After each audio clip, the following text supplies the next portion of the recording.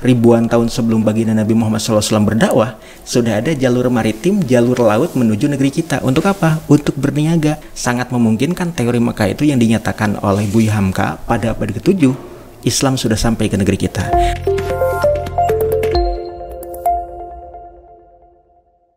Berikutnya Ustaz, belakangan sedang ramai tentang film dokumenter sejarah gitu Ustaz, yang judulnya itu Jejak Khilafah di Nusantara atau JKDN gitu Ustaz.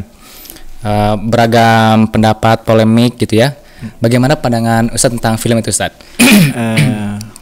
Terkait dengan film dokumenter Jejak Khilafah di Nusantara yang memicu kontroversi ya. Ketika sesuatu itu kemudian fenomena baru begitu ya. Fenomena yang baru saja kemudian diperbincangkan, bahkan ide tentang khilafahnya sendiri adalah ide yang kontroversi ya, dalam arti bahwa yang mendukung ide tadi itu juga banyak, yang menentangnya juga ternyata banyak, bahkan yang menentangnya itu didukung oleh sistem rezim yang sedang berkuasa. Dan kita tahu bahwa abad ini adalah abad kapitalisme yang menggurita ya, abad kapitalisme yang tidak memberikan tempat bagi Islam untuk tampil ke muka, khususnya Islam politik. Jadi ketika film JKDN tadi itu memicu kontroversi, itu sesuatu yang wajar. Ya, jadi munculnya film dokumenter JKDN itu kan ini bukti bahwa pertentangan antara yang hak dan yang batil itu pasti ada. Semenjak bahkan Adam alaihissalam diturunkan, itu pertentangan antara keimanan dengan kekufuran itu ada. Ketaatan itu senantiasa kemudian bertolak belakang dengan pembangkangan terhadap syariat. Nah, termasuk juga dalam konteksnya ketika di antara anak-anak muda muslim di generasi milenial ini menghadirkan film dokumenter yang memperlihatkan bagaimana hubungan antara Nusantara negeri kita ya dengan khilafah Islam yang ada di Timur Tengah ya, khususnya terkait dengan keberadaan khilafah Turki Utsmani yang ada di Istanbul misalkan begitu ya. Itu kemudian ingin memberikan gambaran terkait dengan Islam yang memang pernah berkiprah ya untuk memimpin dunia. Dan termasuk di sini adalah ketika Nusantara sudah ada muslimnya, sudah ada kaum muslimnya, bahkan sudah ada kesultanan-kesultanan Islam yang merupakan identitas dan entitas politik yang ada di negeri ini, pasti ada kaitannya dengan pemerintahan pusat yang ada di Timur Tengah, yaitu pusat khilafah atau asimah daulah dalam konteks ini.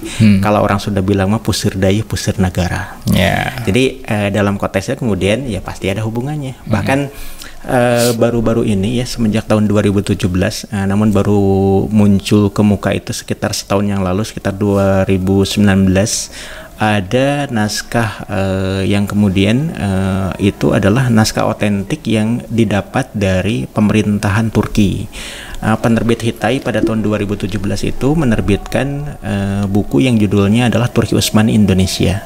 Jadi itu terkait dengan fakta historik ya, yang didasarkan kepada dokumen-dokumen penting antara ya pemerintahan pusat yang ada di Istanbul Turki Utsmani sebagai pusat kekhalifahan Islam dengan raja penguasa para sultan yang ada di wilayah Nusantara khususnya Aceh dan Jawa.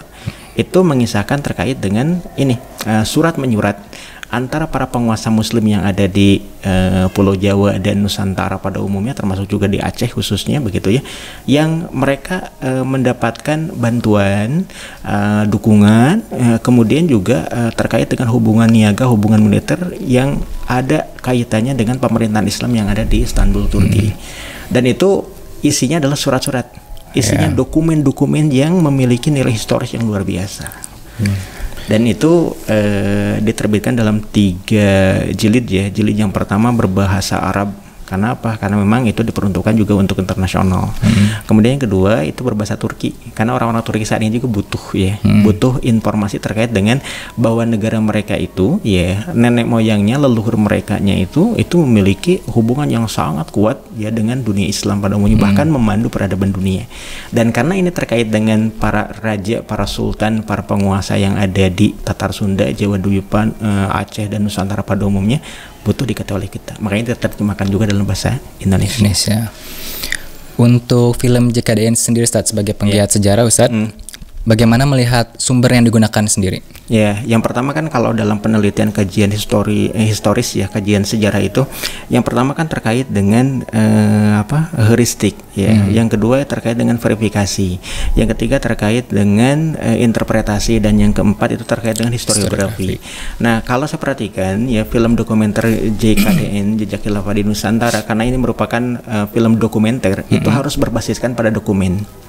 Nah, dokumen itu kalau saya perhatikan lebih lanjut, ya salah satunya kemudian sutradara filmnya kan Bung Niko Pandawa itu kemudian menyelesaikan serata satunya penelitiannya terkait dengan ini pasang surut pan-islamisme yang ada di Nusantara di Indonesia ya. Hindia Belanda. Ya, Hindia Belanda ya. Itu kan jelas itu terkait dengan keberadaan ya negeri kita, yang itu menyambut seruan Jamiah Islamiyah, Persatuan Dunia Islam yang dikumandangkan oleh Sultan Turki Utsmani sebagai khalifah kaum muslim.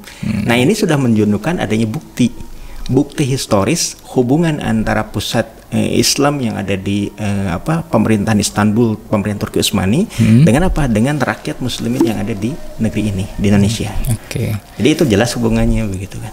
Itu kan soal politik, Ustadz ya. Iya. Tapi kalau bicara tentang awal masuk Islam sendiri ke Nusantara, itu dalam pandangan Ustadz seperti apa, Ustadz? Nah, kalau berkenaan dengan awal mula ya Islam masuk ke Nusantara, memang itu banyak teori ya. Yeah. Setidak-tidaknya yang tercatat di perkuliahan ataupun di bangku-bangku sekolah itu ada 5 teori yang cukup mengemuka ya. Tapi yang paling terkenal itu adalah teori Gujarat yang dipopulerkan oleh James Nepal dan Sir Christian Nugroho begitu. Kemudian ada teori teori Persia yang dinyatakan oleh Haji Abu Bakar Aceh dan Husain Jayadiningrat. Kemudian juga ada teori Tiongkok yang dinyatakan oleh Profesor Dr. Slamet Mulyana dan Sumanto Al-Qurtubi, doktor gitu, orang liberal gitu. Kemudian teori maritim yang dinyatakan oleh seorang sejarawan dari Asia Selatan, orang Pakistan, namanya N. Abdallah. Dan yang keempat, yang kelima, yang terakhir, saya setuju dengan pendapat teori yang kelima ini yang dinyatakan oleh Buya Hamka, Haji Abdul Malik Karim Amrullah. Beliau itu seorang ulama besar negeri ini dan juga kepakarannya pun diakui oleh negeri serumpun ya yang ada di ranah Melayu, baik itu Tumasik ya Semenanjung Malaysia, Patani yang ada di Thailand Selatan, dan orang-orang Mindanao di Filipina Selatan. Ini menunjukkan bahwa kepakaran dalam mengemukan teorinya tadi Buya Hamka, yaitu beliau menjelaskan ya teori Mekah yang menyatakan bahwa Islam ya berbicara berkenaan dengan awal mula ya. Awal mula masuknya Islam ke negeri kita, ke Nusantara, itu didasarkan kepada teori Mekah. Beliau katakan di dalam buku beliau yang judulnya Sejarah Umat Islam jilid yang ketiga, dan juga di dalam buku beliau Dari Perbendaharaan Lama yang terbit pada tahun 1962, beliau katakan ya dalam bukunya tadi ya bahwasanya Islam sudah sampai ke negeri kita, Islam sudah sampai ke Nusantara ini semenjak abad ke-7.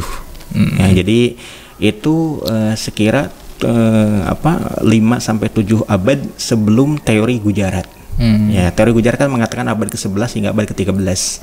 Ya, dari para juru niaga ya, para pedagang Gujarat itu menurut Sir Christian Nugroho. Namun menurut Buya Hamka itu jauh sebelum teori Gujarat, Islam sudah sampai ke negeri kita, yaitu pada abad ke-7. Bahkan beliau katakan ketika Rasulullah Muhammad SAW itu masih ada, masih hidup, dan juga para sahabatnya di antara para khulafaur rasyidin, Islam sudah disampaikan, didakwahkan ke negeri kita.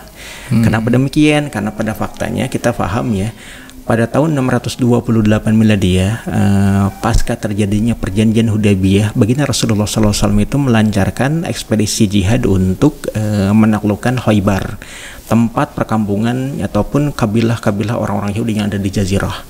Maka setelah Khaybar ditaklukkan, maka setelah itu Jazirah itu mendapatkan momentumnya ya, untuk amaliyah dakwah secara terbuka dan secara damai. Tidak ada yang menentang, karena para penentang dakwahnya itu sudah dikalahkan oleh baginda Nabi. Orang-orang musyrikin Quraisy itu sudah diamankan dengan perjanjian damai, gencatan senjata perjanjian Hudaybiyah. Orang-orang Yahudi itu sudah diperangi dalam perang Khaybar. Maka momentumnya saat itu baginda Nabi mengutus duta-duta dakwah terbaiknya untuk mengislamisasi negeri-negeri yang belum sinari dengan cahaya Islam. Nah, di antaranya ternyata menurut catatan dari Laksamana Laut Bahariawan Ixing dari dinasti Tang Cina, ya, dia pernah datang ke wilayah Nusantara, ke pesisir utara Kepulauan Sumatera, ke pesisir utara Kepulauan Jawa Dwipa, ya, itu ketika tiba di wilayah Loh Jempa Aceh Utara, kemudian tiba juga di pesisir timur Kepulauan Sumatera, itu di Pelabuhan Palembang atau dia katakan Palingpang begitu ya. Kemudian datang ke wilayah pesisir utara Jawa Dwipa, ya, ke wilayah Talamo. Talamo itulah Taruma Nagara. Kemudian datang ke wilayah Japara yang kita kenal sebagai wilayah Kerajaan Kalingga, dikatakan sebagai Holing kata orang-orang Cina dinasti Tang tadi. Setiap kali mereka berlabuh, setiap kali mereka tiba di kota-kota pelabuhan tadi, mereka suka bertemu dengan pemukiman orang-orang Arab yang dikatakan sebagai orang-orang Arab Ta'ceh. Nah, Ta'ceh itu ternyata itu suku Ta'ik ataupun suku Ta'syih yang ada di Jazirah Arabia. Suku Ta'syih atau suku Ta'ik tadi itu adalah kabilahnya, ya, Abdullah bin Mas'ud radhiyallahu an. Makanya kemudian ada teori yang menyatakan bahwa Abdullah bin Mas'ud radhiyallahu an pada tahun 628-an itu telah menempuh perjalanan samudra melalui jalur maritim dan sudah berdakwah hingga ke negeri kita. Nah, dikatakan menurut Enak Baloh dalam teori maritimnya, ya, beliau katakan bahwa pada abad ke-7 sudah ada juru niaga, juru dakwah dari Jazirah Arabia itu kemudian melalui jalur samudra, melalui jalur maritim datang ke wilayah-wilayah terjauh yang ada di benua Asia. Baik itu adalah Asia Selatan, ya, di situ ada Pakistan, ada Bangladesh, ada Hindia, ada Maladewa, ada Sri Lanka, kemudian juga sampai ke wilayah Asia Tenggara, baik itu adalah Semenanjung Malaka, begitu, kemudian juga Samatirah, Sumatera, dan juga Pulau Jawa, ya, tempat di mana orang-orang yang dulu kala itu suka mengonsumsi jawawut, salah satu bagian yang kemudian biasa dikonsumsi juga oleh orang-orang Arab. Dan ternyata dikatakan bahwa ada satu tempat yang ada di wilayah Sumatera itu yang terkemuka hingga ke Jazirah Arabia, yaitu Pelabuhan Al-Fansur yang dikenal sebagai Pelabuhan Barus hari ini oleh kita. Dan kita tahu, ya, Pelabuhan Al-Fansur atau Barus di Kepulauan Samatirah atau Kepulauan Sumatera tadi itu kerap kali didatangi oleh para juru niaga atau para bahariawan dari Timur Tengah ribuan tahun sebelum kerasulan Muhammad SAW. Bahkan Cak Nur, ya, Profesor Dr. Nurholis Majid pernah menyatakan di dalam buku beliau yang judulnya adalah Sajian Rohani Ramadan, salah satu kegemaran dari Nabi Sulaiman alaihissalam itu mengonsumsi minuman, ya, yang salah satu di antara campurannya didapat dari kapur barus. Di mana kapur barus? Tentu itulah merupakan kamper dari pohon barus, satu-satunya tempat penghasil kamper terbaik di dunia. Didapat dari kristalisasi bagian dalam pohon barus, hanya ada di Pelabuhan Al-Fansur, yaitu di Pelabuhan Barus Sumatera Utara. Bahkan juga menurut catatan dari Jenderal Claudius Ptolemus, ya, Claudius Ptolemus itu yang kemudian pendiri dinasti Ptolemy yang ada di wilayah delta Sungai Nil, ya. Di situ ada kota pelabuhan Alexandria yang dibangun oleh Alexander the Great, yaitu Raja Makedonia Raya, atasan dari Jenderal Claudius Ptolemus. Nah, Jenderal Claudius Ptolemus tadi juga pernah menulis satu kitab yang judulnya adalah Geographica, dan dia katakan ribuan tahun sebelum kekuasaan Alexander the Great, ribuan tahun sebelum kekuasaan dinasti Ptolemy, itu ternyata, ya, para raja penguasa di Mesir itu, ya, dipimpin oleh para Firaun, para farao. Setiap para Firaun mati itu dikebumikan di bawah piramida yang megah dan tinggi menjulang. Nah, sebelum dikebumikan tadi itu melalui proses mumifikasi untuk diawetkan. Pengawetnya salah satu bahannya itu adalah didatangkan dari barosai. Barosai itu adalah barus. Yaitu kamper. Nah, jadi artinya ribuan tahun sebelum Rasulullah lahir, ribuan tahun sebelum baginda Nabi Muhammad SAW berdakwah, sudah ada jalur maritim, jalur laut menuju negeri kita. Untuk apa? Untuk berniaga. Tentu ribuan tahun berikutnya pada masa baginda Nabi, jalur niaga itu tentu jauh lebih ramai. Para pelaut datang dari negeri Arabia tentu jauh lebih jekatan, dan kapal-kapal niaga, ya, termasuk juga kapal-kapal dayungnya, itu tentu jauh lebih modern. Yang artinya sangat memungkinkan teori Mekah itu yang dinyatakan oleh Buya Hamka pada abad ke-7, Islam sudah sampai ke negeri kita, dan itu pun dinyatakan oleh N.A. Baloh di dalam buku yang beliau susun semenjak terbit tahun 1980 yang judulnya adalah The Explorer Islam in Indonesia. Jadi The Adventurer Islam in Indonesia. Jadi petualangan Islam hingga sampai ke negeri ini, yaitu tesis beliau. Ya, jadi itu kajiannya kajian ilmiah. Itu yang dinyatakan oleh N.A. Baloh, seorang sejarawan peneliti asing dari Asia Selatan juga sudah mengakui kebenaran bahwa Islam sudah sampai ke wilayah timur jauh, baik itu Asia Selatan hingga Asia Tenggara, itu sejak masa Rasulullah SAW. Jalurnya jalur maritim. Oke, baik. Sebenarnya Ustaz, loncat ke peran khilafah itu sendiri Ustaz dalam mengislamkan Nusantara itu bagaimana Ustaz? Peran khilafah untuk mengislamkan Nusantara itu bisa kita lihat juga sejak masa Khulafaur Rasyidin. Sejak masa Khulafaur Rasyidin itu para juru dakwah itu sudah sampai ke wilayah Guangdong, di wilayah Guangzhou yang ada di wilayah Tiongkok bagian ke selatan atau tenggara. Itu wilayah Guangdong. Nah, wilayah Guangdong itu perjalanan yang paling memungkinkan tercepat yang bisa dilalui oleh orang-orang Arab untuk berdakwah ke sana itu tentu melalui jalur maritim, jalur samudra, jalur perairan. Nah, apakah tiba-tiba dari Jazirah Arabia, dari Mekah, Madinah, Kufah ataupun Damaskus ataupun Baghdad begitu ya, pusat-pusat atau asimah daulah ataupun pusat peradaban khilafah Islam pada waktu itu begitu ya, mengirimkan duta-duta terbaiknya untuk berdakwah untuk sampai ke wilayah Guangdong tentu melalui Selat Malaka. Kalau kemudian kapal-kapal dayung, kapal-kapal misi dakwah dari para khalifah, khususnya pada masa Khalifah Utsman bin Affan, itu melalui jalur Selat Malaka tadi, dipastikan mereka akan singgah dulu. Untuk apa? Untuk berganti perbekalan. Dipastikan mereka berlabuh dahulu untuk apa? Beristirahat. Dan yang namanya misi dakwah, para pengemban dakwah tadi dipastikan mereka misi hidupnya, orbit hidupnya tentu untuk menyampaikan Islam. Jadi ketika berlabuh misalkan di wilayah Lok Jempa Aceh Utara, atau kemudian memasuki wilayah Malaka di Semenanjung Melayu, atau bahkan juga singgah dulu di pelabuhan Poolingpang ataupun Palembang begitu ya, tentu juga mereka juga akan menyampaikan keyakinan mereka ideologi mereka ide-ide mereka, keyakinan mereka, konsepsi teologi mereka, tauhid mereka itu kepada penduduk yang ada di tempat-tempat yang dikunjungi atau disinggahi tadi. Jadi itu teori sederhananya seperti itu. Makanya kemudian di dalam film JKDN juga diungkap terkait dengan misi penting dari amaliyah para sahabat Nabi pada masa sahabat Utsman bin Affan untuk sampai ke negeri Tiongkok. Dan itu melalui jalur samudra, jalur maritim. Saya dapat literatur yang mengatakan bahwa salah satu motivasi raja-raja di Nusantara itu memeluk agama Islam itu adalah faktor ekonomi Ustadz, karena sebagian dari raja-raja di Nusantara itu mengiblat ke dinasti yang ada di Cina, yang ketika itu dinasti itu berganti. Nah, dan ketika berganti itu sebenarnya nggak ada tidak ada kiblat lah, tapi kemudian di Nusantara orang-orang Arab dengan beragama Islam itu memegang kendali ekonomi yang cukup kuat, sehingga itu mendorong para raja atau sultan sebelum Muslim itu memeluk agama Islam. Itu bagaimana Ustaz? Pendapat Ustaz?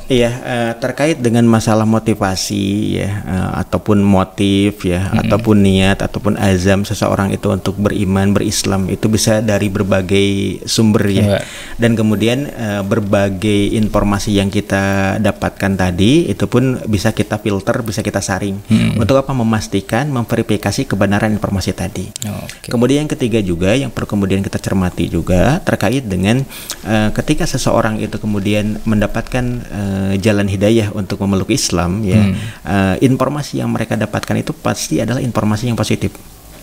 Kenapa? Orang itu akan menerima ketika berita tadi baik, berita tadi adalah bagus untuk dirinya, bagus untuk orang-orang sekelilingnya ataupun lingkungannya yang menaungi dia.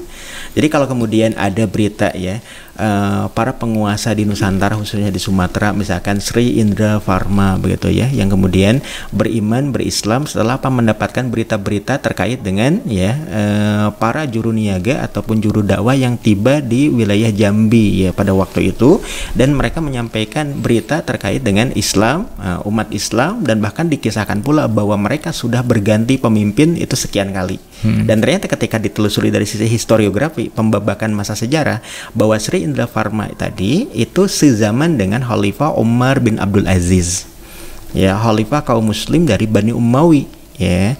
Setelah itu, setelah beliau itu menggantikan Sulaiman bin Abdul Malik bin Marwan bin Hakam al-Umawi. Ya, berarti apa? Sekira khalifah yang ke-8 deh kalau saya nggak salah. Pada masih Bani Umayyi begitu. Bani Umayyah yang berkedudukan di Damaskus. Nah, pada waktu itu ketika juru-juru dakwah yang tiba di wilayah Jambi dan menyampaikan berita tentang Islam, tentu yang terdengar oleh Sri Indra Varma itu sesuatu yang positif. Nah, bukan sesuatu yang negatif. Dan penyampaian yang kemudian disampaikan tentu oleh orang-orang yang terdidik, orang-orang cerdas, hingga bisa menampilkan Islam dengan cara yang baik, cara yang cerdas, cara yang positif, hingga apa? Mendapatkan ketertarikan dari lawan bicaranya. Jadi nggak ujuk-ujuk ya, duta-duta dakwah yang tiba di wilayah Jambi itu memperlihatkan Islam itu jorok misalkan atau negatif segala macam, tentu tidak. Tentu hal-hal yang positif yang ditampilkan hingga apa? Sri Indra Varma itu tertarik untuk mengetahui Islam lebih lanjut. Makanya beliau meminta kepada duta-duta tadi untuk apa? Tolonglah sampaikan kepada pemimpin kalian untuk mengirimkan para mukri, orang yang kemudian membacakan Quran dan mengajari Quran kepada kami, agar kami mengetahui apa yang kalian sampaikan tadi. Oke, itu seperti itu. Jadi dan hal yang perlu kemudian kita cermati bahwa ketika Islam itu mewujud madzahir, nampak nyata dalam kehidupan, yang artinya apa? Para pemimpin Islam itu menjalankan Islam secara sempurna. Kita paham bahwa Islam diturunkan itu sebagai rahmatan lil alamin. Wa ma arsalnaka illa rahmatan lil alamin. Dan tidak aku utus engkau Muhammad terkecuali sebagai rahmatan lil alamin, keselamatan bagi seluruh sekalian alam. Yang artinya apa?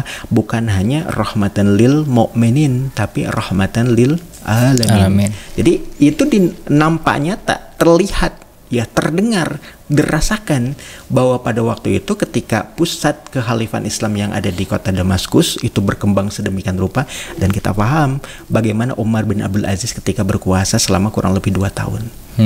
Harta Baitul Mal itu beliau keluarkan sepenuh-penuhnya untuk apa? Mensejahterakan umat manusia, bahkan bukan hanya untuk kaum muslim, tapi juga kemudian dipakai oleh beliau untuk menembus perbudakan yang ada di wilayah Darul Kufur, di wilayah orang-orang kafir. Kenapa? Perbudakan dalam pandangan syariat itu adalah kezaliman manusia terhadap manusia yang lain. Nah, berita ini juga sampai kemana? Ke kupingnya penguasa Jambi pada waktu itu, keadilan yang ditampakkan oleh Umar bin Abdul Aziz. Menarik, Ustaz. Ya, jadi kan kalau kita saat ini bisa mengakses informasi melalui gadget begitu ya, dulu disampaikan dengan pesan-pesan penting di antara apa? Tokoh-tokoh yang kemudian hilir mudik ya ke setiap peradaban yang ada. Dan harus diperhatikan oleh kita bahwa ya penduduk Nusantara, karena negeri ini adalah negeri maritim, negeri ini adalah negeri kepulauan. Sejak ribuan tahun sebelum peradaban Masehi, ya, masyarakat yang ada di Nusantara mereka itu dikenal sebagai para penakluk samudra. Perlu kita cermati. Makanya kemudian di Kepulauan Malagasy, Madagaskar, itu kemudian banyak orang-orang Nusantara. Bahkan diketahui terlebih lanjut mereka adalah orang-orang Makassar. Makanya Kepulauan Malagasy dikenal sebagai Madagaskar, Malagasy, Makassar. Orang-orang ujung pandang, orang-orang Sulawesi Selatan. Jauh-jauh gitu ya, dari Sulawesi Selatan sampai ke wilayah Afrika. Bahkan ya dalam catatan sejarah orang-orang Hispania ya, ketika Christopher Columbus ya memasuki benua Amerika, dia menemukan satu suku bangsa yang dikira orang-orang Indian, namun ternyata dialeknya berbeda, komunikasinya juga berbeda, kemudian kulitnya juga bukan kulit merah, tapi kulit sawo matang, dan mereka adalah dikenal sebagai penduduk Zibao. Dan mereka mengaku berasal dari Swarna Bumi. Swarna Bumi itu di mana? Sumatera. Itulah bukti bahwa ternyata penduduk Nusantara tuh ribuan tahun yang lalu itu mereka dikenal sebagai penakluk samudera. Sampai ke Amerika, Ustaz ya? Sampai ke Amerika. Ngeri sekali. Jadi artinya karena sering berkunjung ke sana kemari juga, akhirnya kemudian berita-berita terkait dengan peradaban umat manusia itu nyampe kepada raja penguasa yang ada di Nusantara pula. Betul. Termasuk juga kalau di Tatar Sunda itu ada salah seorang putra mahkota kedua ya dari Sang Bunisora Raja Galuh ya, Prabu Wangi ya, Sang Bunisora yang namanya lah Raden Mas Bratalegawa. Di Tatar Sunda dia itu dikenal sebagai Haji Purwa. Nama gelarnya adalah Haji Baharudin. Baharudin ya, bahar itu kan dari kata al-bahri, lautan, samudra. Kenapa? Dia itu seorang saudagar yang hilir mudik ke setiap peradaban melalui perairan. Ya.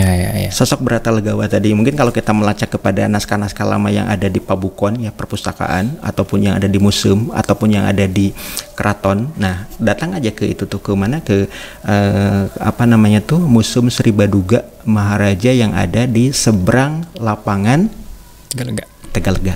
Nah itu ada naskah-naskah lama terkait dengan Islamisasi yang ada di Tatar Sunda, dan hubungannya juga dengan Pusir Dayeh Pusir Negara, yang mananya apa, berhubungan langsung dengan pusat ibu kota pemerintahan ketatanegaraan Islam yang ada di Timur Tengah. Begitu Kang. Menarik Ustaz. Kembali lagi ke film JKDN Ustaz. Bagaimana Ustaz memandang subjektivitas sejarah? Karena sebagian wajar karena ini subjektif sekali begitu. Nah sebenarnya adakah toleransi dalam subjektivitas dalam dunia sejarah gitu Ustaz? Dalam kajian terkait dengan penelitian sejarah begitu ya, ini kan ada bahasan terkait dengan interpretasi.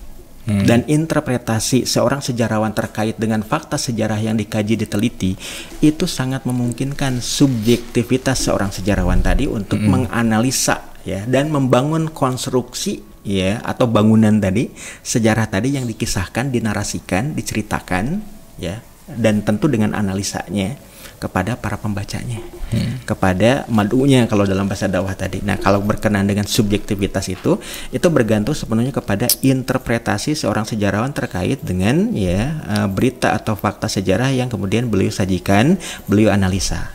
Dan subjektivitas tadi bergantung sepenuhnya kepada ide, pemikiran, ideologi yang diusung oleh sejarawan tadi. Contoh sederhananya begini. Ketika peristiwa Gestapo, Gestok, gerakan September 30 dan gerakan 1 Oktober, masing-masing sejarawan berbeda menganalisanya. Kenapa? Interpretasi setiap sejarawan itu bergantung sepenuhnya kepada ideologi yang diusung oleh para sejarawan. Antara Profesor Mansur Suryanegara dengan Profesor Asfi Warman Adam dan Profesor Taufik Abdullah, termasuk Profesor Anhar Gonggong ataupun Dr. Mufli Hasbullah. Nah, saya jangan disebut karena bukan sejarawan. Jadi ketika menganalisa satu fakta itu bisa jadi berbeda. Kenapa? Bergantung pada ide ideologi masing-masing sejarawan. Oke. Sederhananya begitulah. Tapi yang penting sejarah itu ditampilkan fakta sejarahnya Ustaz ya. Iya, itu yang pertama. Dan satu hal yang perlu kemudian kita cermati ya, dalam konteks ini kemudian Al-Qur'anul Karim ya, syariat Islam ya, kalamullah, Allah Subhanahu wa taala sudah memberikan panduan bagi setiap muslim untuk memahami sejarah. Karena apa? Ya, ada ayat Al-Qur'anul Karim yang menyatakan apabila kalian mendapatkan berita dari orang fasik, fatabayyanu. Apabila kalian mendapatkan berita dari orang fasik, fatabayyanu. Maknanya apa? Kalian harus cek and recheck kebenaran berita yang disampaikan si orang fasik tadi. Siapa orang fasik? Orang fasik itu adalah orang mukmin, mengaku beriman kepada Allah dan Rasulnya, tapi hobi maksiat. Karena orang yang suka maksiat itu menjadi habit dia, kebiasaan dia. Misalkan apa? Misalkan kan kalau orang misalkan ingin maksiat setelah pikirannya ngeres kemana-mana, dia menyembunyikan diri sendirian untuk bermaksiat. Tapi orang yang hobi maksiat, orang-orang sudah tahu dia teh hobi maksiat itu. Waktunya sholat dia malah kemudian main. Waktunya untuk kemudian dia saum pada bulan Ramadan, dia malah kemudian menampakkan diri makan minum seenak-enaknya. Itu orang-orang yang kemudian hobi maksiat. Nah, orang seperti ini dalam tinjauan syariat itu adalah fasik. Nah, orang yang membawa berita seperti itu, maka kita harus mewaspadainya. Kita harus cek and recheck benar ataukah tidak. Nah, kalau yang membawa berita itu adalah orang kafir, maka bukan lagi kemudian cek and recheck bagi kita, tapi kita harus membentengi diri, mewaspadai dulu ya apa yang diinginkan oleh orang kafir tadi. Makanya mohon maaf ketika misalkan sejarawan dari Inggris, gelarnya profesor doktor, bahkan dikatakan sebagai seorang javanolog, saya pribadi tidak merujuk beliau sebagai seorang maroji. Oke. Sederhananya begitu, karena Al-Quranul Karim sudah memandu kepada kita begitu. Terkait dengan berita-beritanya tadi, ya apalagi kalau sudah analisanya. Makanya kemudian orang seperti itu saya hanya mengambil dari fakta data berita semata-mata. Fakta data berita saja. Nah kemudian saya bandingkan dengan sejarawan muslim. Berkesesuaian juga, kalau berkesesuaian pembandingnya baru diambil. Analisanya kita sendiri punya penafsiran terkait dengan fakta sejarah yang ada tadi. Maka dalam kata saya kemudian rujukan itu sangat penting. Oke. Baik Ustadz, mungkin cukup sekian dulu Ustadz. Barangkali ada pesan buat kita para pendengar dan penggemar Inspiring Talk. Kira-kira bagaimana seharusnya menyikapi sejarah itu, sejarah Islam itu, Ustaz? Sederhananya adalah apa yang tadi juga saya dikutip di awal, bahwa belajar sejarah itu bukan menghafalkan nama-nama, tempat, tanggal kejadian. Tapi bagi kita adalah pelajaran penting apa yang kita dapat dari belajar sejarah. Kenapa? Dari sejarah masa lalu ada berita yang sampai kepada kita, satu kaum, satu umat, sekelompok manusia yang dimuliakan oleh Allah karena keimanan dan ketaatannya. Kemudian juga ada satu kaum, ada sekelompok manusia, ada individu-individu yang kemudian dibinasakan oleh Allah, diazab oleh Allah karena kedurhakaannya. Itulah kisah-kisah masa lalu yang dikisahkan dalam Quran ataupun dalam hadis Rasulullah SAW. Maka itu adalah suatu yang kemudian kabar penting untuk kita. Kita bisa mendapatkan teladan, contoh yang baik dari umat terdahulu yang dimuliakan, dan ada warning bagi kita, ada cermin kehidupan kita bagi kita begitu, agar sampai kemudian kita tidak mengikuti langkah kaum-kaum terdahulu yang diazab oleh Allah. Sederhananya belajar sejarah itu begitu, bukan ngapalin nama-nama. Contoh yang lain misalkan, kita tahu kisah Ashabul Kahfi yang diabadikan dalam Quran surat Al-Kahfi. Disebutkan nggak siapa nama-namanya, usianya berapa tahun saja, kemudian tempat asal, tempat tinggal mereka bagaimana, kebiasaan hidup mereka bagaimana, ya bahkan anjingnya ya yang ikut ya tertidur di gua Ashabul Kahfi tadi, namanya kita pun tidak pernah diceritakan dalam Al-Quranul Karim, termasuk istri dari ini Nabi Yusuf alaihissalam yang menggoda pada awalnya ketika sebelum mereka menikah. Siapa namanya? Al-Quran tidak pernah menyebutkan itu. Kita tahu namanya Zulaiha, itu dari mana? Dari perjanjian baru, perjanjian lama, Old Testament, New Testament, Bible. Ya, kebenarannya Allahu alam. Benarkah Zulaiha? Allahu alam. Sederhananya begitu aja. Oke. Terima kasih Ustadz atas waktunya. Mudah-mudahan penggemar dan pendengar setia Inspiring Talk bisa mengambil banyak pelajaran dan menjadikan sejarah sebagai pedoman hidup dan tidak pusing dengan angka tahun gitu saja. Biar para sejarawan aja bingung. Serahkan pada ahlinya saja. Gitu. Dan saya Putra Amiruddin mengucapkan terima kasih pada pendengar dan penggemar setia. Akhirul kalam, assalamualaikum warahmatullahi wabarakatuh. Waalaikumsalam warahmatullahi wabarakatuh.